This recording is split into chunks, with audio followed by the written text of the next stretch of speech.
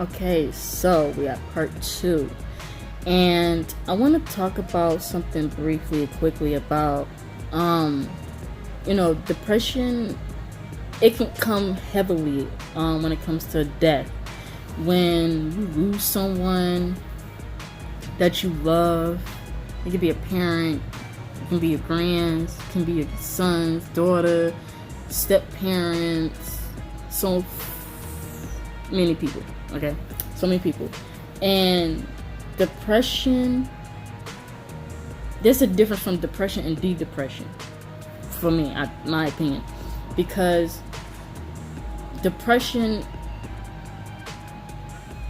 you can get out of that, at a certain point in time. But when it comes to deep depression, it comes rapidly. Like, it's fast, it's hard, and sometimes you feel like, when is it ever going to end?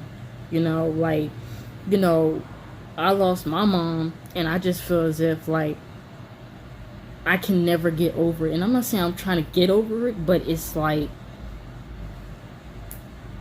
I don't want to spend the rest of my life, whenever I mention her name or whatever, I want to cry. Like, right now, like, my body wants to tear up and stuff like that, but I have to take everything back and be like, look, she's okay.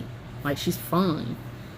But it's just me. It's how I'm taking it. It's how I'm looking at it and feeling that I want her here right now. Like, I want to talk to her. I want to do a whole bunch of stuff. Like, just call her up, get on her nerves. The whole daughter thing.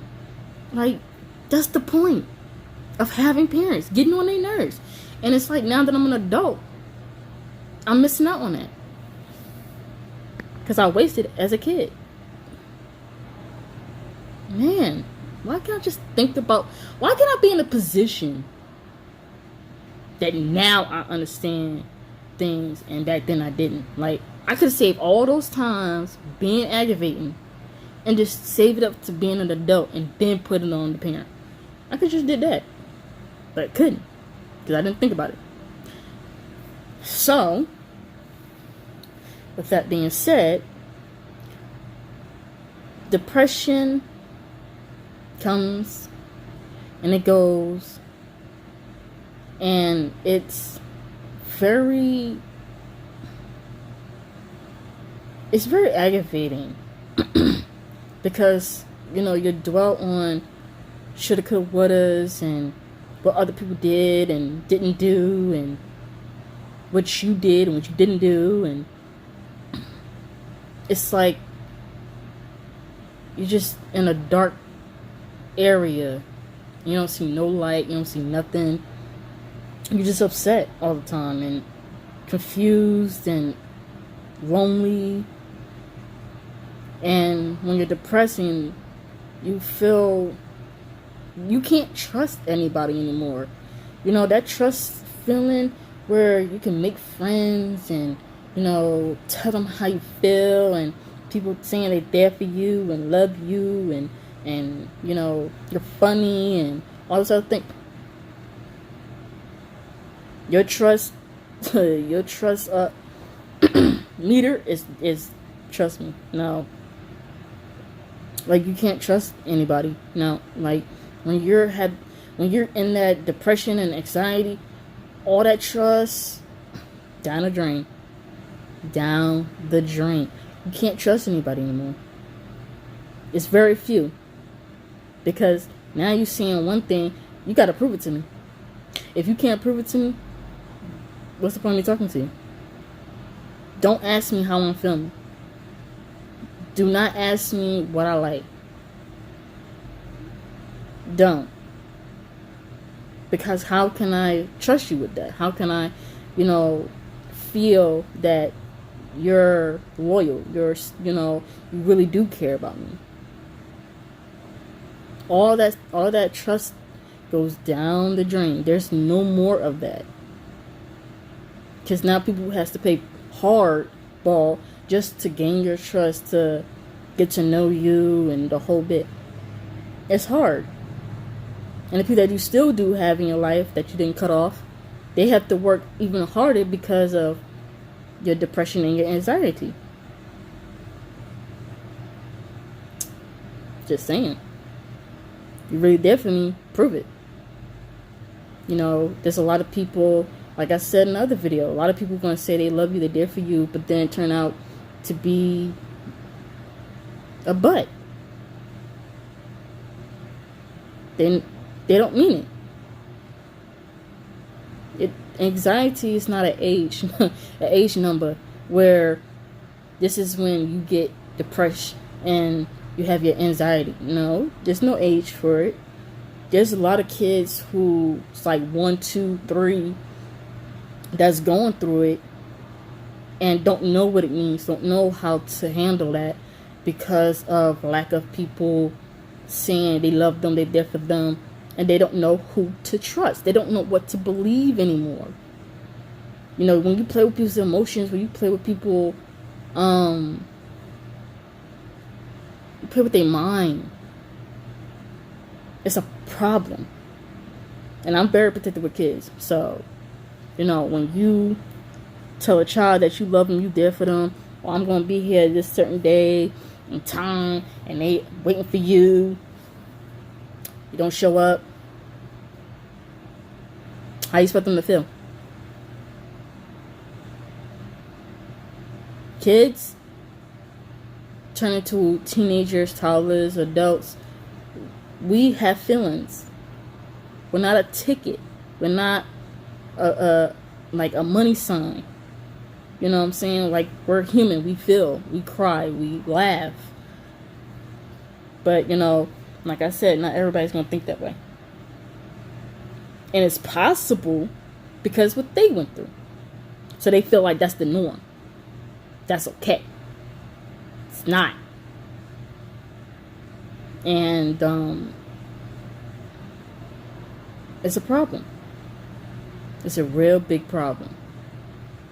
Because if you don't acknowledge you have a problem, if you don't acknowledge the fact that you're depressed or you have anxiety, you're gonna spend the rest of your life miserable. And I'm telling you, this is what it is. Some people, like myself, grew up without, a father. And I'm being blunt. Like, I'm taking risks right now. But at the end of the day, it is what it is. It's what it is. Grew up without a father. You're sitting by the window. Superhero mothers coming to the rescue. Doing what they need to do. To play mother and father. And some dads out here that do play mother roles as well. So it's not just one-sided. Don't do that. So it's they play their roles. But, growing up without a father, dad says, I'm coming to get you and we're going to do this A, Y, and Z. Never happened. First day, second day, third day. After a while, you like, fuck it. Like, it's like,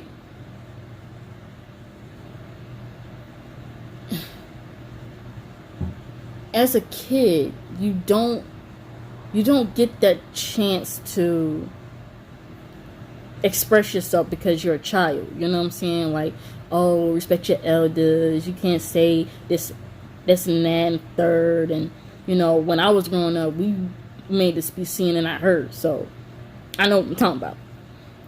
And, till this day, like, kids can express themselves, but don't cuss out an adult. You see what I'm saying? Like, twist it in a way where we can understand it, but you cussing like, adults, I'm gonna hit you. Like, that's every adult reaction. Like, they don't appreciate children coming to them disrespectful. And I feel like that's the same thing with kids too. Like, they have every right to be treated with respect or something like we do. And after a while, you promise your kids so much, and you never do it. You never show up. And you think buying kids things like toys and and ice cream or whatever it may be that's going to make up for what you really didn't do. You didn't come get me. You didn't come, spend time with me like you promised. So you promised a whole bunch of stuff, never came true, and you chose something else over your child. And then your child thinks it's their fault. That, they think that, why am I here? Why my parent don't want me? Either way, either parent, mother or father, why they don't want me? What's wrong with me? What did I do? They do have those thoughts. They do feel that way. Some kids silent, some kids act the heck out. Those are the signs of depression and anxiety and all the stuff that's built up because of what's happening, what happened, and you think that, oh, that child is just born that way. No. The child's not born that way. It's what's happening around them and what's, is going on in their life.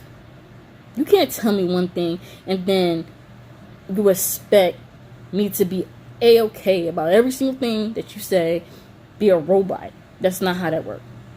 And it's not how it's going to work. A lot of people need to take responsibility and accept the fact, yes, I'm depressed. Yes, I have anxiety because of A, Y, and Z. Because when you do that, then we can get down to the problem and fix the problem so it don't affect other people. Nobody has someone to talk to. No one has somebody to trust. And it goes all the way back to what I said. The trust. All that trust went away because of somebody that promised and never commit to what they said. It's not just parents, because a lot of kids don't have their parents. A lot of kids have guardians, and they do the exact same thing. And whatever traumatized a person, or whatever that makes them feel sad, is whenever a person comes and talk about, well, I talk to this person all the time, and I care, and I reach out, and I say I love you, and this and that. Sometimes it's not you. Like, let's be honest with you. You can do all the loving and all the affection. It's not you that I'm upset with. It's the fact that what I've been through that already did the damage. So now someone good comes along and actually is loyal and respectful and really wanting to love me unconditionally, but I can't love and I can't see through that because why? I am damaged. So damaged where I can't see the truth. Seeing the truth is not so much about, okay, well, I can say it, but I don't mean it. You have to look yourself in the mirror and understand where I'm at right now. Ask yourself, where are you right now with yourself? That you can actually say, oh, well, I'm good. You're not good. You're still hurting. You're still hurting. And I just don't want people, I don't want you guys to, look at this video and it's like, oh, well, here's another person just saying whatever and, don't have something to back that up. I have a lot to back that up. I've been through these things and I'm only 25. I've been through these things and I'm still going through it. But I'd rather talk to someone about it and acknowledge what I'm going through and accept what I'm going through so I can get out of what I'm going through. It's not easy. It's not something that, it's not embarrassing anymore. I'm not embarrassed anymore. Because at some point in my life, I had to just take it. You know what I'm saying? I had to take it and I had to deal with, negative people saying, things that they didn't know anything about. I had to deal with people saying, oh, I love you, I'm there for you, if you need me, call me. And that's a lie. I had to deal with, people who flakes. And I think that's everybody. But I think the difference between me and everybody else is that I'd rather talk about it than to hold it inside and let it build up and damage me some more. And then I'm over here feeling like crap. I'm not worth anything. I'm not good enough for anything, like job, people, to love again, to have a soulmate, or to have children. That affects not only your health, but affects just you entirely. Like, if it affects you. And at some point we just have to come together and just say, okay, I'm ready to talk about it. I'm ready to talk about how I feel. Y'all can comment on this video. It's not a problem. There's no judgment on my channel. I know how it feels to be judged. So why would I want to do that to anybody else? You have to be able to be brave enough, said, or raise your hand emoji to say, I've been where you are, or I'm still in it. I want to talk about it. I want to give advice to other people to help them to get through it. For me, if I feel depressed or whatever, I listen to music, but not depressing music. I listen to some Chris Brown or Monica, Brandy, Luther Vandross, whoever. I listen to music. And it makes me forget anything that I'm upset about or I feel sad. I watch certain shows like Divorce Court. I love Just Win. I'm not knocking the new lady that's taking over, but Just Win, she's kind of like better, so I just like her better. I'll watch that. I'll watch Berleezy, his reaction videos, him playing games or whatever. Berleezy, that's my favorite YouTuber. Like, I can't help it. He's my favorite YouTuber. Easy game all day, every day. So, I watch DNB Nation too on YouTube. I watch Carmen and Corey on YouTube.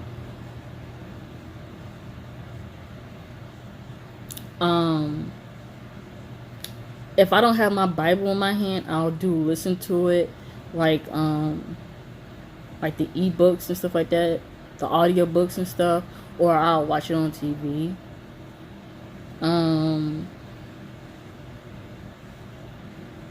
Or I write. I'll do some writing about how I feel and cry at the same time. But like I said, that's me. That's how I get through things. I also overthink, but hey, I mean, that's me too. But I like things, in order. I'm just that person right now. I've gone through a lot. I've gone through a lot with my family, and trust me, still going through it. But it's not stopping me from being, having that drive for making myself better, having L's around my belt. But it's just hard when I'm going through it to get the L's on my belt and everything. But other than that, I think I'm good. I'm going to be fine. Like, I have to keep saying it until I believe it. There are times I don't. And I know why you feel that way too. Sometimes when you say, I'm all right, I'm okay, I'm good, and you don't believe it, because that's not how you really feel. But you have to keep saying it till you believe it, so you get through things. AKA lie. A lot of people lie to themselves, but if it helps, it helps. If it makes you see things, clearly, it helps you see things clearly.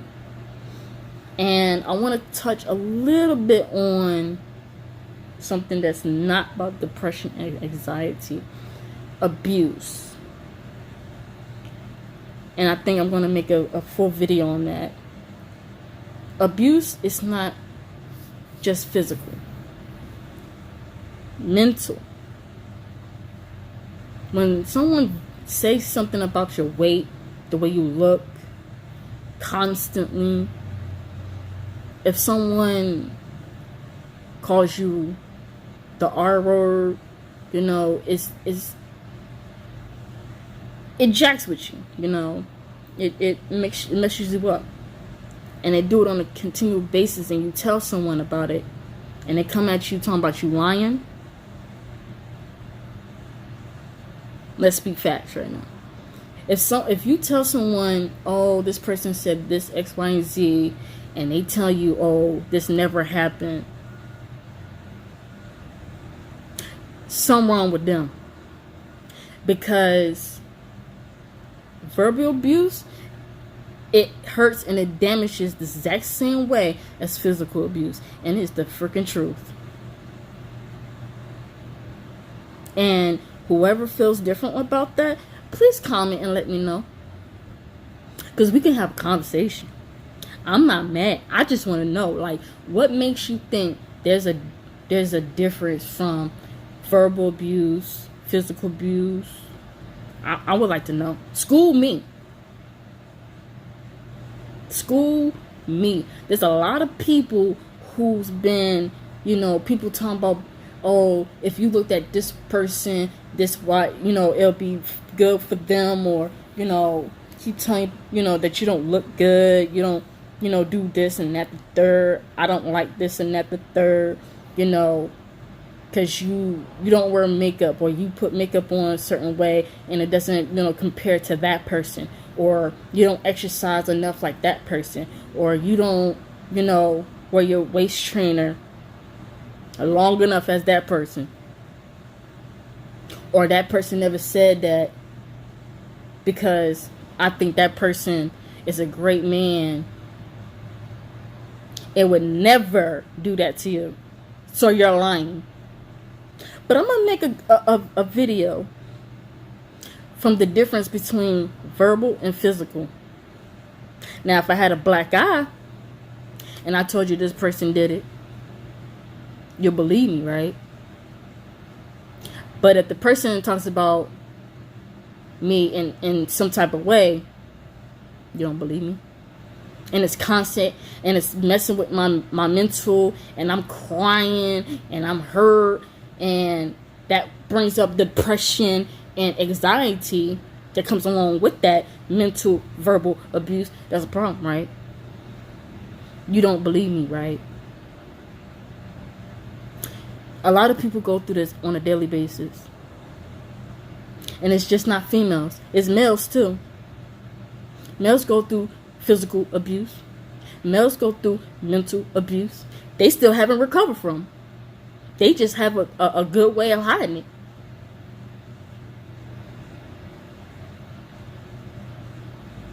Facts. Just saying. I'm lying. Prove me wrong. I just want someone to prove me wrong, that I'm lying. How are you going to help me and I'm coming to you and I'm lying about what you told me to come to you about? Were you there when someone said it? Were you there when someone did it? Because you can't see no scars on my body. I wasn't abused.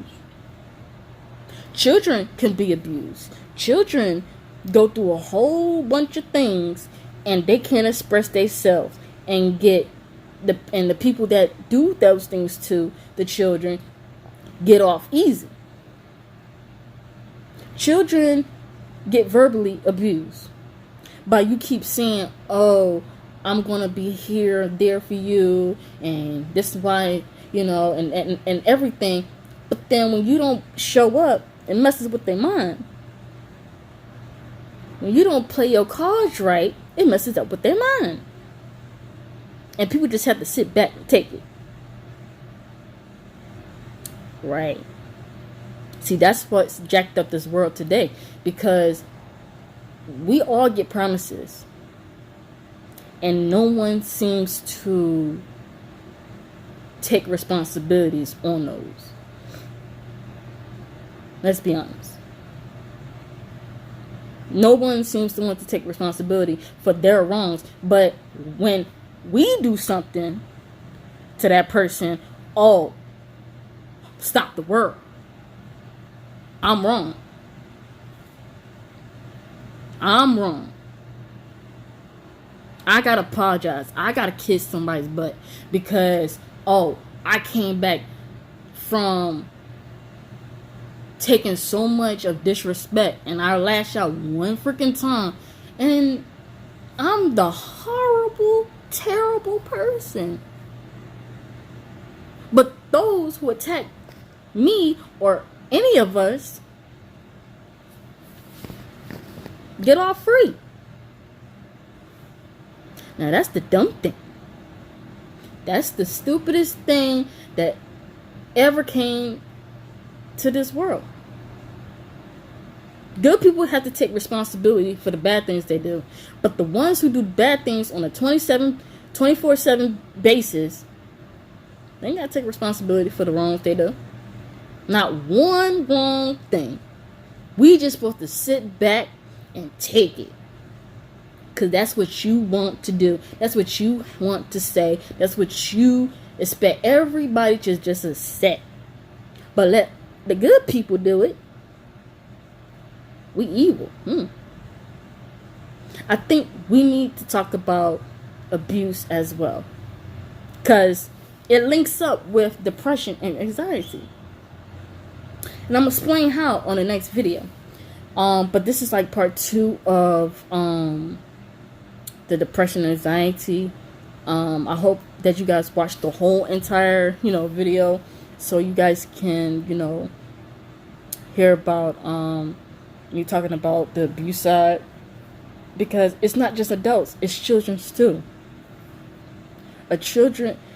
Children have feelings. They go through things as much as we do. As much as we do. And it's a shame. Don't have kids if you're gonna mess with their mind like that. That's not cool, because then you're creating evil people. They grow up to be adults. They grow up to use what they feel because they feel like, oh, well, I can go out and hurt someone else physically or mentally because that's what it's a norm. They think that's normal. It's not normal. They think that's normal because of what that person did to them, and it's not okay. Step up, be a woman or man, and admit to your wrongs and try to fix it while they're still young. Because when they get older, it is not that easy and simple. You can't just give them the therapy and you think, oh, a couple of lessons going to work. No, the damage is already done. Fix it while they're young. This is what you created. Finish it. Turn it around. But that's gonna be another video, and we can continue talking about depression and anxiety. If you have any advice for me, please leave it down in the comments. If you have any advice for me about the abuse, leave it down in the comment. Let me know. I'm open to conversations. Like I said, let's talk about it, because there's a lot of topics that a lot of people don't want to talk about, but I'd rather talk about it because it helps. We can help each other, but that's a choice. I want to help people. I'm not attacking nobody. I'm speaking on my experience, because this is what I go through. This is what I went through. Attacking my depression and anxiety. That's what it's about. It's about attacking your depression and anxiety. So like I said, got any advice, please comment down below. And I appreciate you guys taking the time to listen to me, watching the whole entire video, support, and one day at a time, one supporter, one click, one watch. It helps people to be like, oh, someone's willing to talk about it. Someone is out of their shell to acknowledge this that's actually happening on a daily basis. So please stay safe. Wear your mask if you can, or or use your shirt. You know what I'm saying? Just saying, we all do it. Forget your mask, have to turn it all the way right back, go back to the house. Nobody got time for that. So just, you got your mask,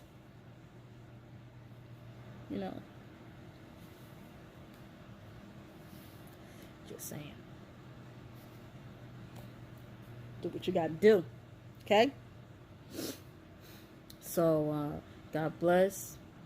And let's keep it rolling.